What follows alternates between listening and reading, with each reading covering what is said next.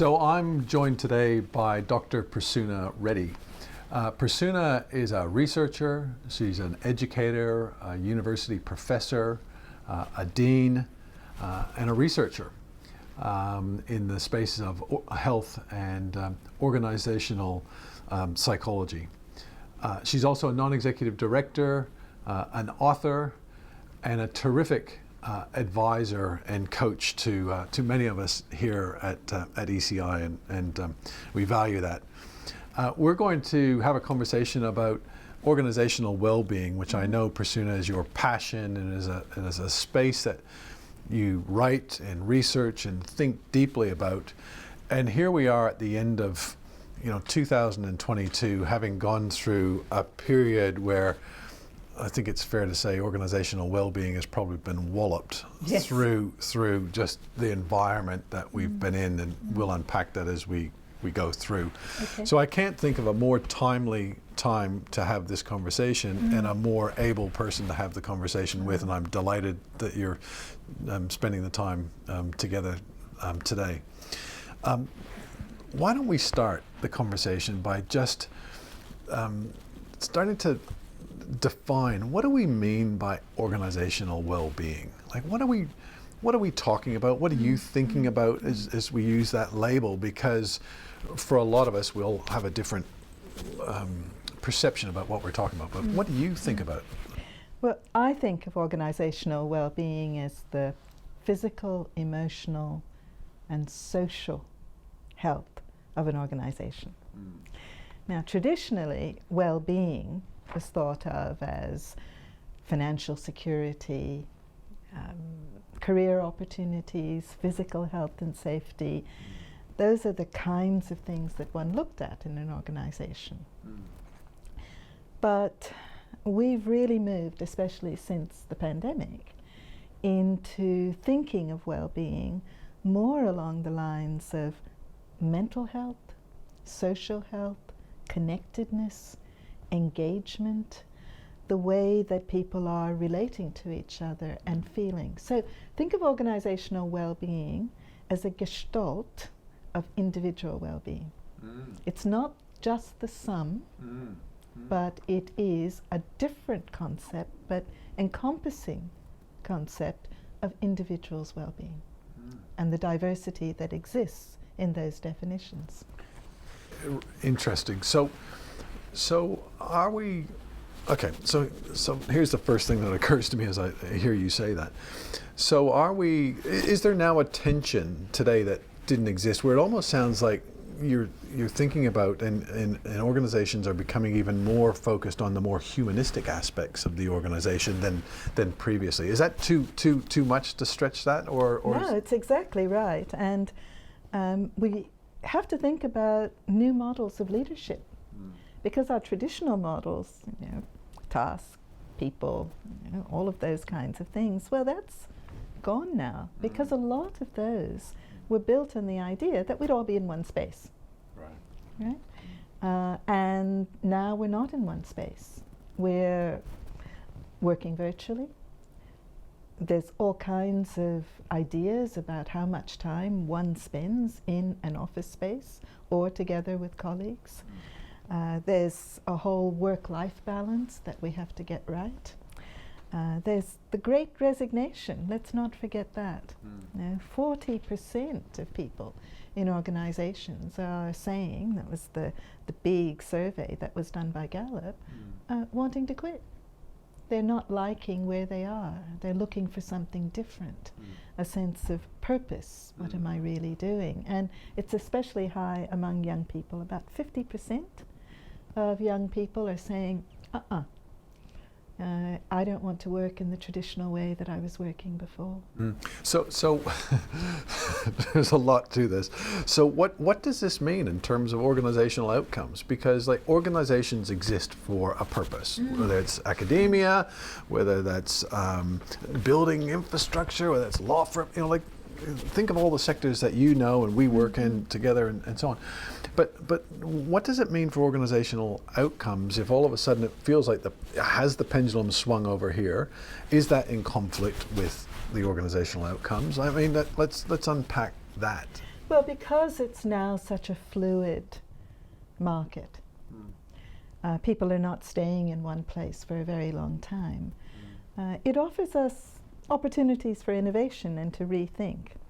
So when we look at organizations where there's high organizational well-being, there's also high productivity. There's also,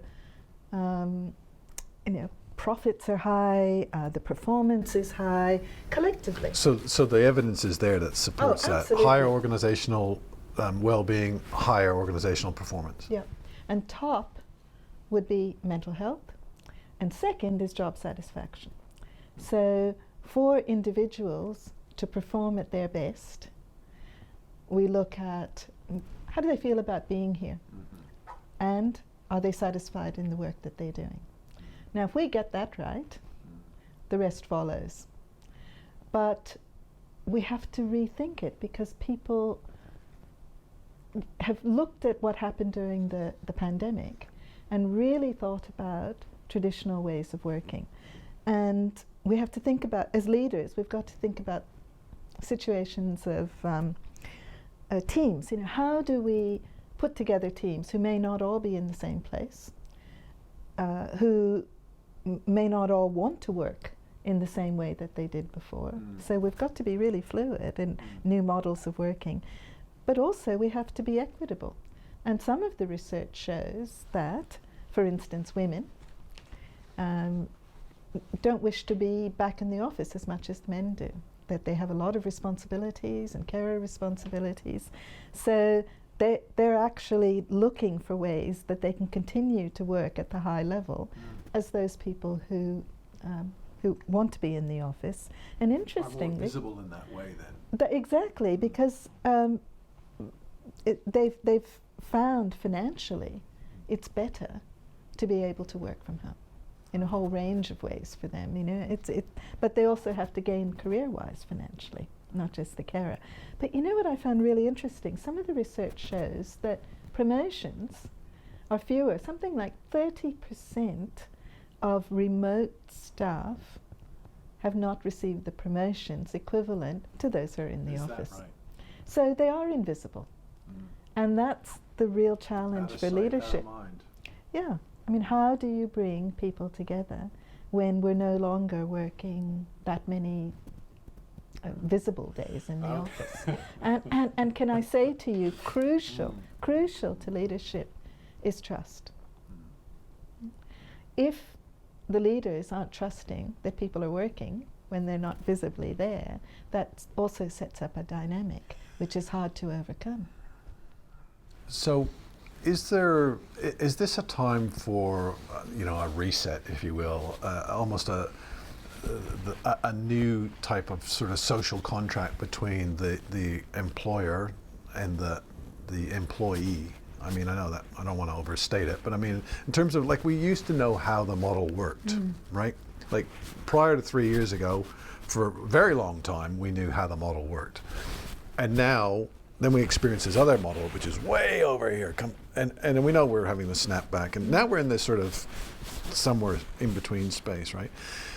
But it sounds like for employees, for some of the reasons you mentioned, particularly women and others, I guess, it feels like there's a different conversation that needs to happen today, which almost is at the accord of a new contract, if you will, about what's expected. Like, what did the employer expect? What does the employee expect? And for both sides to sort of move towards this new, not calling it a social contract, but is that any merit in that? Yep, absolutely. And in that contract, I'd be looking at how can leaders increase and support autonomy of employees. Ooh. Okay, so it's not how do I have people follow me, but how do I create a greater sense of autonomy and trust that we make these decisions together. So, but now you're in a dangerous place, right? Because for so long we've wanted to, if we can't see them, they're not working, and there's been, a traditional way of managing in that way, and more of a controlling sort of approach for some of us. And yet now, sort of allowing people to be more autonomous, that's spooky for many managers and leaders. Sure, but look at the innovative organizations, look at the profitable organizations, look at those who've thrived in times of crisis. They've embraced choice, right? They've actually looked at what is it that gets my employees to work every day? What's the passion? Where is it? And that's what's going to really bring people together. And it's not the number of hours that I have worked, but because working from home, we probably work many more hours than we would if we were sitting in the office, because we've got ideas, we've got things to think about, we've got opportunities to do the stuff we do. So a good leader has to grasp that and say, yes, you know, let's see how we can do this together. How do we do this, though, Prasuna, at that sort of team level or line of business level, or even maybe that much bigger, that organizational level? I mean, how do things change when we try and scale it beyond just you and I, if you will? Well, teams by definition are temporary. Okay. No, we come together to do something. So what's our purpose, what are we doing, and how do we do this in a hybrid way? So the challenge is working in short bursts and thinking the long term will happen, but strategy has to take into account this fluid, transient teams. And that's a new way of working. Right? We can't be guaranteed that these people are going to last beyond the end of the project. So we have to grasp the talent that we have. So it's being inclusive, thinking about hybrid teams and how they work together. And small things work, like hybrid lunches, virtual lunches, when everyone gets together for that short period of time in an informal way where you're not working. It's the social engagement, the social connectedness. When you talk about hybrid, is this online? Yes, some people are online, some people are here in the office. Okay, so it could be a hybrid working environment. Yeah. Okay. Yeah, we get together and have lunch. I see. That's it, right? That's our social connectedness. Okay. Right, and the rest of the time you're working. So it's those. Are you seeing organizations do this sort of stuff? They are. Some of the best ones, for instance, are Google, because Google got really smashed with the Great Resignation. A lot of people started leaving, and they had to rethink. Dropbox is another one. Dropbox only has open office space, and they come together for meetings. The rest of the work happens outside. So it's restructuring offices. Actually, that's an interesting idea. Adolescent here then. Now, but as I'm saying that, and as we're talking, we're hearing about tech companies. Yeah.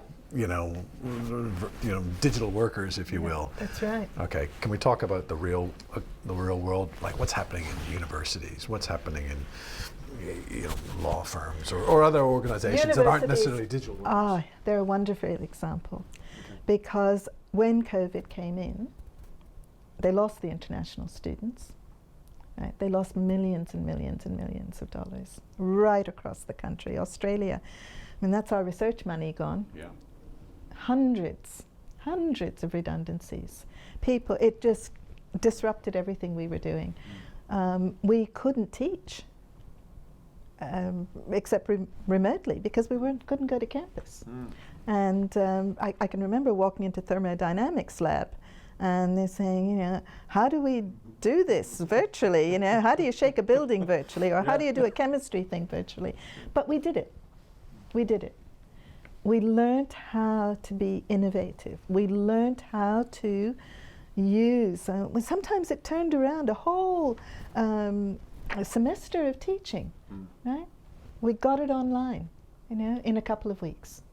So when people are given the autonomy, when they're given that opportunity to say, this is a crisis, this is what we have to do, let's pull together, they do it. Now, what's interesting is that hasn't been sustained. I was going to say, is that like the elastic? Like we could flex out there, but we can't sustain it out there, and so we're coming back. Is that exactly what's happened? So the companies that have thrived are those who've learned from those periods. When health is another example. During that time, there were a lot of telehealth consultations. coaching was going online, therapy was going online, doctors were coming online, Yes. right? And we did it. And some people got used to it, and some people really liked it. But if we say, oh, well, let's go back to the past, then we've lost all that innovation and all those things happening. So I don't think it's just the tech companies. Yes, they are innovative and they write about it, but you take a law firm. Yeah, if you couldn't see your clients in the office, what were you doing? You had to work out a way that you could either do it through telehealth or work out how to talk to your teams. You did a whole lot of stuff. Well, we hear regularly from law firms where their clients actually prefer now to have a WebEx meeting or a Teams or a Zoom meeting, rather than, you don't have to come out to see me in my office. Let's just click on. We'll brief. We'll do. We'll have our. And the idea of, the conventional way has sort of been disrupted, and they're both client and service provider are happy to work in a new way. They are. And so what I think is a downside, and people are feeling that too, is sometimes the social isolation. And that's why there was such a peak in anxiety, not depression, but anxiety, uncertainty, the lack of people to talk to about their doubts and their concerns. So this again is leadership, where we now have to work out how to be compassionate.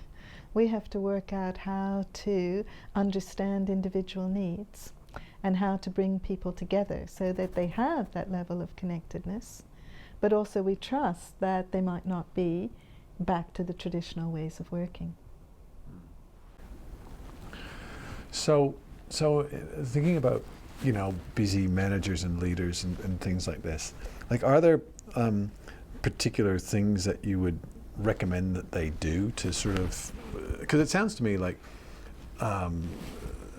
they need to or what you're saying is we need to reframe and rethink the way that we've currently gone about managing in that way. Maybe there needs to be some thought about that, and we also probably need some different work practices as well.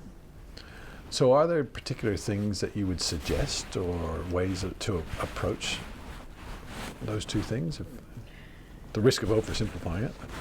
Well, I think a really useful question for leaders to ask is, what do you need? So That's a brilliant question. that allows me to step back and understand what it is that this individual needs in order to be satisfied in their work, in order to be able to do their work well. What is it you need?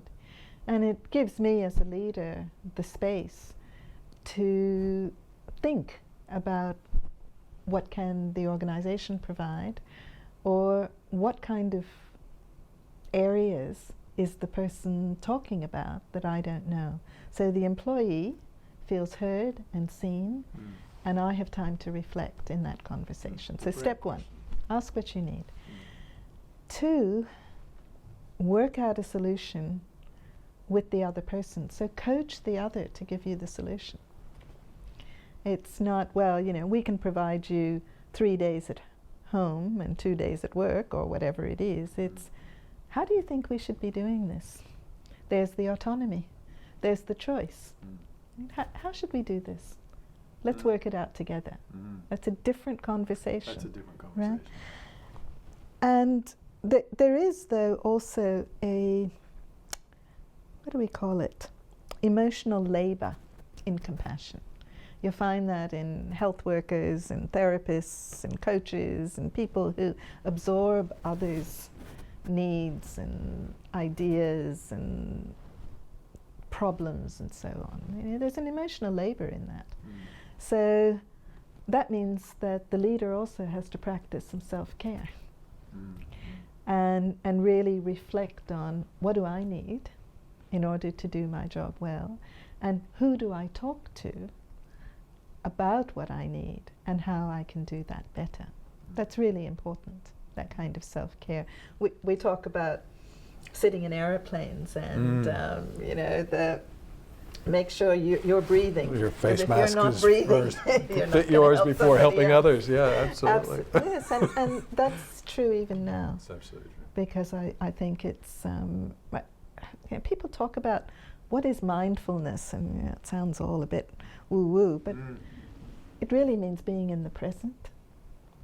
And being in the present with whoever you are gives you the space to be able to move forward. I love that. You know, I think you're right. We've got to look after ourselves, and that being really tuned into what's happening for you before you can really tune in and be of most service to others. It's an incredibly powerful idea. How do we do that when we're busy, stressed, lots of different demands? You know, the life of a senior executive in this century is relentless. I actually think COVID has given us an opportunity to look after ourselves better than we were before, because a lot of what happened was in an office environment. But now, with flexible working hours and ways that you can connect with people differently, the busyness often was going from meeting to meeting, place to place, and now we're not necessarily. Well, there's a lot of click meeting, and there seems like a meeting inflation. That's right. As well, you know, the number of attendees, but also just the number of them. Exactly, and that's got to be planned out. Blindly going from one meeting to the other, as we used to do in the office, should not then be replaced by blindly going into meetings. You know, are these meetings necessary? And there's lots of interesting tech that's come in, and some of that is about energy saving, which I find interesting. As in human energy? No, energy saving in a building, like lights. Oh, I see. So for instance, in some offices, the lights go off if you haven't moved for a while. Forces you to move. You have to stand up to put the light on. Right? We're moving into an age where sensors are going to do a lot of work for us in terms of energy. Sensors are going to tell us, you can't have a meeting for more than 20 minutes because I'll shut off. You know, sensors are going to tell us you're going to bump into things, you know, there's something going on here, you've got digital problems and this. So rather than seeing technology as a threat, we can actually use it to our benefit and really think through, why do I need this meeting? What is it about? A real opportunity. And that's what I say it happened during COVID. For so many of us, we worked happily from home without meeting anyone for a whole day. Why have we gone back now to meeting every hour? You know, what did we learn during that time? It almost, as I'm listening to you speak, Prasuna, I almost feel like it should be organizational well-being ? Because it feels like, and it sounds to me like it's almost like a question to sort of rethink, you know, what we mean by it, how do we encourage it, you know, where are we on the continuum between, you know, lagging and flourishing, if you will, organizationally, team-wise, you know, line of business-wise, what have you. It seems to almost invite more questions at this time than answers, maybe. I don't know. What do you think? There's the old-fashioned term that without trust, there is no leadership. So we can come up with all kinds of fancy solutions and technology solutions and so on, but the key to it is, in this changing environment, how do I build trust within myself and my team? And I'm only going to do it if I allow us to share those experiences. If we're able to talk openly and say, this isn't working for me, this is working for me, or here's a better solution, or let's work this out together. It's a very different way of thinking. And I think it's actually more exciting than what we had before. where strategy drove what we did, strategy still drives, but it's small strategies and it's shorter time frames. The world has become bitsy, and it's managing those bitsy moments. That's what mindfulness is. We need to do the present.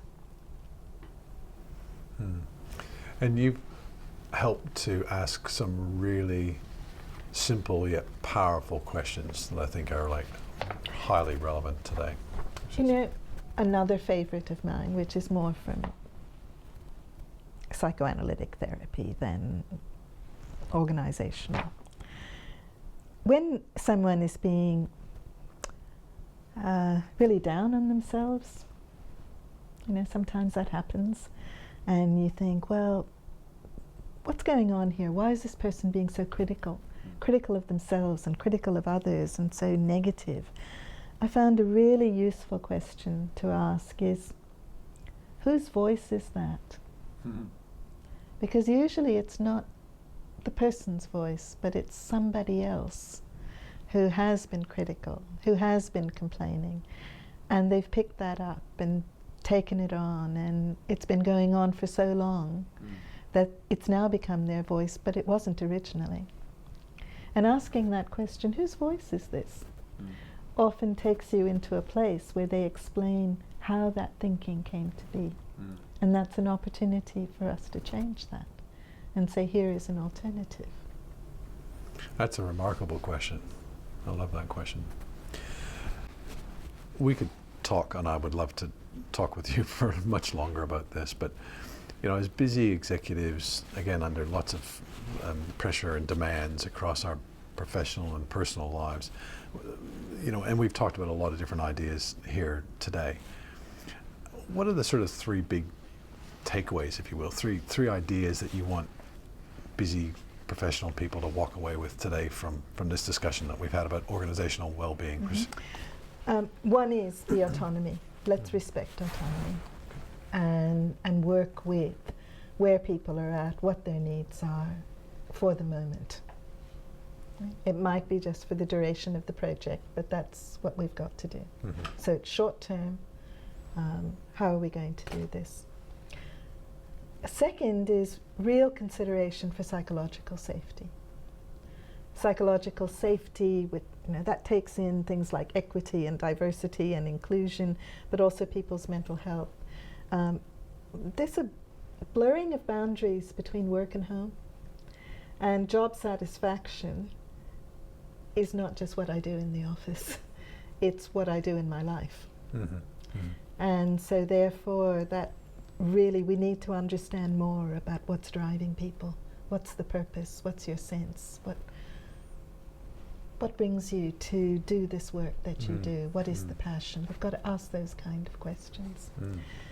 And I think a third, a really, really important one, is to make sure we're okay. To be unaware of ourselves and our needs and what we're doing means that we're blindly walking into spaces where we could get hurt too. So it's the psychological safety of ourselves and others which is truly important. If I could have a fourth one, go on. Embrace innovation. Look at it and say, wow, this is a time of the most amazing advances in technology. You know, if we look at aging, we're all aging. We've kind of worked out the physical stuff. You know, we'll live to 100 with the physical illnesses. You know, we've got it, right? We focus now on the other issues, the social health, the sense of community, the mental health and well-being. That is what we need to do. And so the consumers are going to be making the decisions about where they go, where they live, where they work, and we'll probably be doing it into our 80s in the workforce. So that's a long-term use of people. And I think that means we've got to understand this is the age people are, this is the things they're going to do. They're not going to retire at 60 or 65. This is a lifelong journey. Think of how many generations are in the workforce at that point in time. I'd love to talk to you about that at some stage. Yeah, there was a statistic that if you make a 30-year plan, you can be sure that everyone here is going to be around in 30 years. Yeah. See how you go. Yeah, There's a sense of accountability I'm not sure I signed up for. That's right. Yeah, that's brilliant. Not necessarily in the same place, but No, they'll be around. Right. Yeah. Yeah, brilliant. Prasuna, you're just such a wealth of knowledge, and just even the way you've described some things today and some of those questions, it's just kind of like, whoa, I need to think about that. I think at the very least what we'll try and do is, put some sort of précis together, some sort of questions, some of these, and even statements, and make it easy for people to just sort of remind themselves of that. But absolutely brilliant. Thank you for your time today. Really enjoyed it. Oh, that's great, And I think you've really piqued the curiosity and the interest of many people, so thank you. Well, I must say that you've given me great opportunities to work with a wonderful team. So thank you.